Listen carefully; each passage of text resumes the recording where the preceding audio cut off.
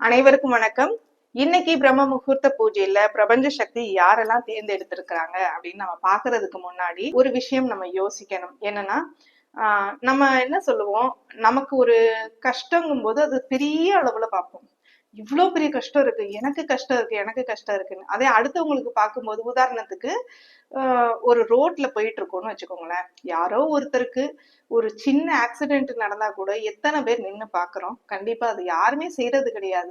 ஏன்னா நமக்கு நேரம் ஆயிடுச்சு, நமக்கு டைம் இல்ல, நம்ம பிள்ளைங்களுக்கு ஸ்கூலுக்கு டைம் ஆயிடுச்சு, நமக்கு ஆபீஸ்க்கு டைம் ஆயிடுச்சு, நம்ம வீட்டுக்கு போகணும், இப்படி ஏதாவது ஒரு காரணம் சொல்றோம் இல்லையா?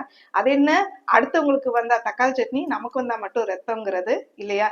இத நான் யாரையும் புண்படுத்துறதுக்காக சொல்லல. இன்னைக்கு ஒரு சகோதரி அவங்களோட மகன், ஒரு 5 வயசு குழந்தைங்க, ரொம்ப ரொம்ப ஒரு சின்ன குழந்தை, பால்மனம் மாறாத அந்த குழந்தைக்கு கேன்சராம். இத கேட்டப்ப எனக்கு ரொம்ப ரொம்ப மனசு ரொம்ப கஷ்டமாயி போச்சு. நம்மளாம் சின்ன சின்ன கஷ்டங்கள்லாம் பெரிய கஷ்டமா நினைச்சுக்கிறோமே, இதெல்லாம் இப்ப என்னன்னு சொல்ல முடியும்? நம்மளால தீர்க்கவே முடியாது. ஒரு ஹாஸ்பிட்டல் போயும் பிரச்சனைகள் தீரல அப்படிங்கிறப்ப அவங்க என்ன செய்ய முடியும் இல்லையா? இத எதுக்காக சொல்றேன் அப்படின்னா, தினமும் நான் என்னால முடிஞ்சதை நான் செய்யறேன் அப்படிங்கிறத உங்களுக்கும் தெரியும், தெரியப்படுத்திக்கிட்டு இருக்கேன்.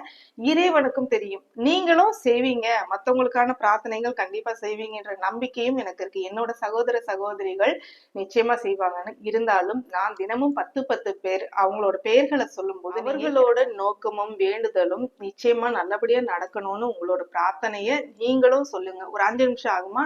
அதோட ஒரே ₹1 காயின் எடுத்து வச்சு இவங்களோட உள்ளங்கையில வச்சுக்கோங்க.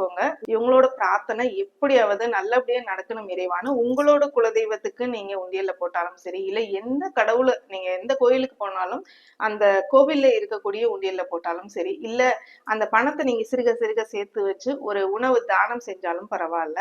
நிச்சயமா அவங்களுக்கு இந்த 10 பேரோட பலன்கள் மட்டும் இல்லாம உங்களோட குடும்பம் தலை தூக்கி நிக்கிறதுக்கான வாய்ப்புகளும் கண்டிப்பா இருக்கும். அது மட்டும் இல்லாம அடுத்தவங்களுக்கு வேண்டும் போது நம்மளோட வாழ்க்கைய கைவிட்டு வர இறைவன். ஓம் நம சிவாய. இன்னைக்கான பிரார்த்தனைகள்: சந்தான லட்சுமி வரவேண்டிய 20 லட்சம் பணம் கிடைத்தது. சிவா ரேவதி அவர்களின் மகளுக்கு நல்ல வாழ்க்கை கிடைத்தது. அகிலா கஜேந்திரன் அவங்களோட அம்மா உடல் ஆரோக்கியத்தோட இருக்காங்க. மதுமிதா எதிர்பார்த்த சம்பளம் கிடைத்தது. ஷாலினி லோகேஷ் குழந்தையின் கேன்சர் ப்ராப்ளம் தீர்ந்தது, குழந்தை குணமடைந்தான். மகாலட்சுமி வீடு கட்டி கிரக பிரவேசம் இனிதே நடந்தது. இதோட நேத்தும் இன்னைக்கும் உள்ள 14 பெயர்களை நாளைக்கு காலையில 10 மணிக்கு ஷார்ட் வீடியோல கொடுத்துட்றேன்.